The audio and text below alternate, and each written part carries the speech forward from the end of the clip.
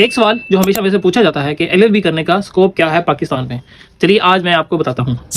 LLB एक professional degree है। LLB करने के बाद आप सबसे पहले तो वकील बन सकते हैं, आप वकालत कर सकते हैं।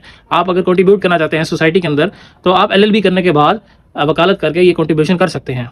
पाकिस्तान में एलएलबी करने के बाद आपके पास बहुत से रोज़गार के मौके हैं, जिसमें सबसे पहला नाम जुडिशरी का आता है। अगर आप जज बनना चाहते हैं तो आपको एलएलबी करनी चाहिए।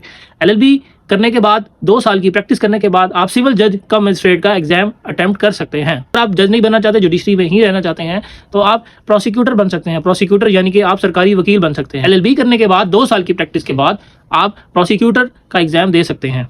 इसके अलावा लॉ इन्फोर्समेंट एजेंसीज हैं या जितने भी लॉ इन्फोर्समेंट इदारे हैं, वहाँ पे लॉ ऑफिसर की या लीगल ऑफिसर की ज़रूरत होती है।